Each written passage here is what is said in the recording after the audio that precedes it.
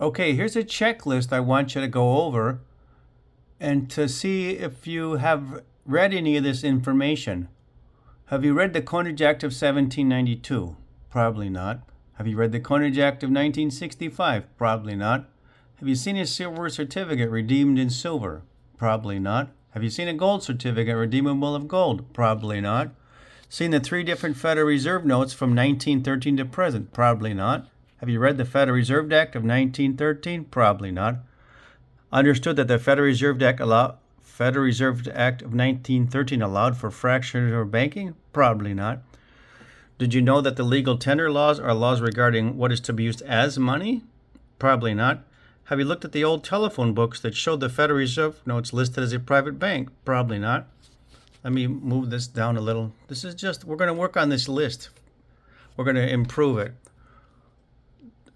Have you thought about, does all the money originate as a loan?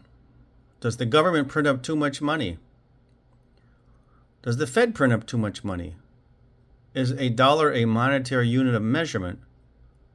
Are you passing around Federal Reserve notes? Do banks create money? Is what you're using as money wealth? Is your money redeemable in gold and silver? No. Is what you're using as money wealth? No. Have you taken any classes on the subject money beyond the economics courses in school or college? If the money was redeemable in silver and gold, what is it redeemable in now?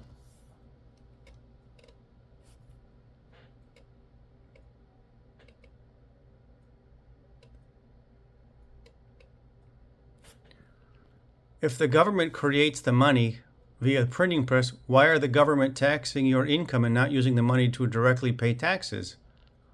People can't answer that. Can money be no thing? I'll show you what we're using as money is no thing in another video.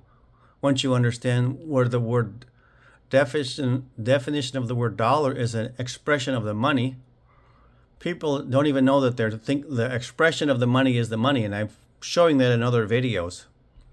Because you got to realize that the word dollar is the same as the word gallon. It's an expression of something. How can expression of a thing be a thing? And that's what we're doing. We've got a massive education going on. Do you know what barter versus money is? Can a nation use debt as a medium of exchange? Can a nation use wealth as a medium of exchange?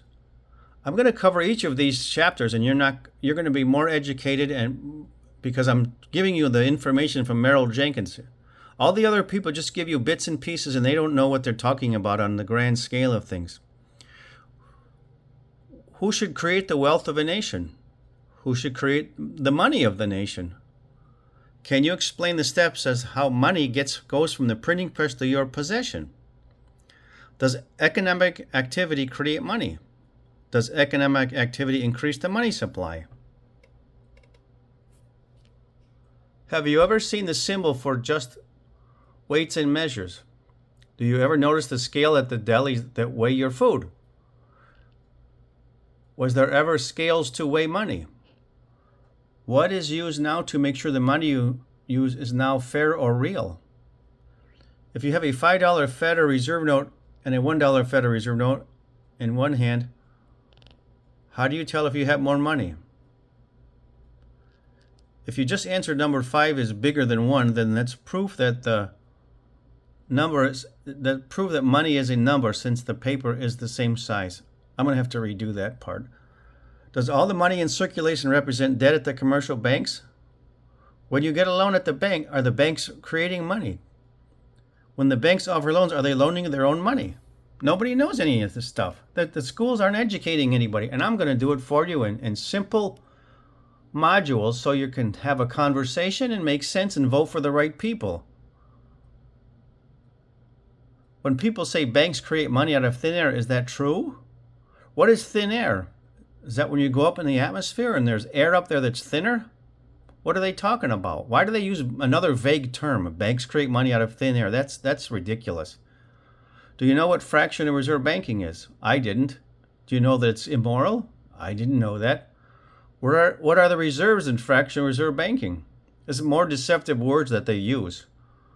If there was gold and silver when fractional reserve started in 1913, What are the reserves now? What is being used as the reserves now? Nothing. There's just numbers, and it's a gigantic accounting system and changing numbers in accounts. We're not exchanging numbers. That's what the public doesn't get. It's just a gigantic accounting system. We're not counting anything.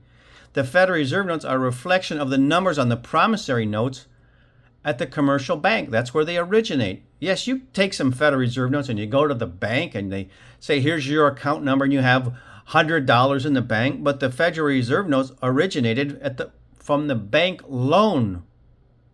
You think you're being borrowed, you think you're borrowing dollars of money, and you're not. And I'm proving it because I'm showing you the Coinage Act and the legal tender laws. If people say the government or the Fed is printing too much money, then how much is enough? They can't answer that. So this is just a continuing education. I'm going to be perfecting this and creating separate modules for all these topics so you can make other people feel embarrassed that are in the financial world or the teaching world, because they're not going to answer correctly like you are. You're going to be educated like I am by studying Merrill Jenkins.